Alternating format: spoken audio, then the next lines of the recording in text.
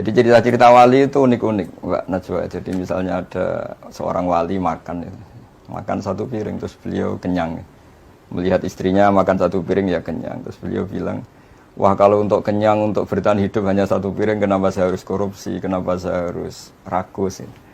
Terus ketika dia tidur, meskipun punya kamar 5, ya tidur di satu kamar. Ketika punya beras satu pintal, yang makan satu piring. Kenapa saya harus punya berlebih kamar toh? Saya tidur ya di satu kamar cukup.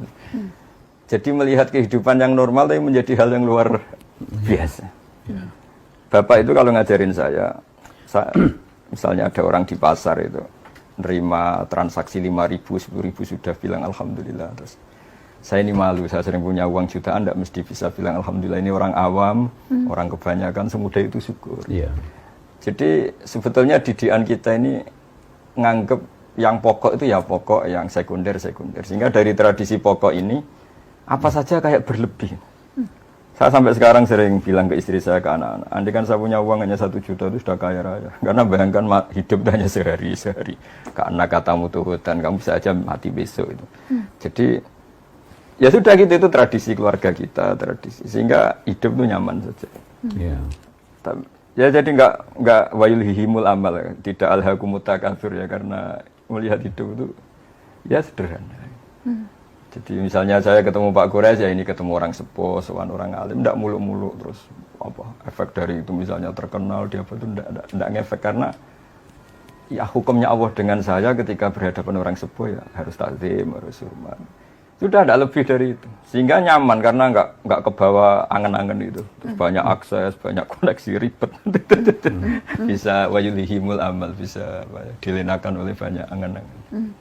Yang seperti Abi bilang itu, Abi yang bersyukur itu ketika menerima sesuatu dirasa banyak, tapi ketika memberi sesuatu selalu merasa itu sedikit. Ya. Nah, masih ingat itu arti syukur. Jadi masyhur itu maqalla wa kafa khairun mimma katsura wa alha. Jadi sedikit tapi cukup, lebih baik banyak tapi wa alhama. Jadi kan kita lupa karena diri. memang sebenarnya kebutuhan kita tidak banyak. Kebutuhan kita tidak banyak. Itu ada orang pernah merasa sedih kehilangan jabatan.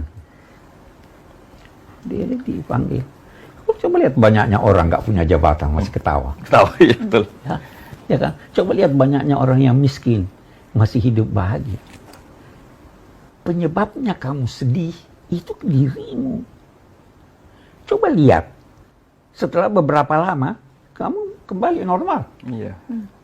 Jadi kita itu sebenarnya. Nah, hal-hal yang begini yang diajar di pesantren. Boleh jadi itu tidak diajar di universitas. Ya. Nah, itu sebabnya kalau dalam agama akal harus diasah, tapi hati juga harus diasah. Letakkan sedikit rasa di akalmu supaya dia lurus. Letakkan juga sedikit akal di perasaanmu supaya dia.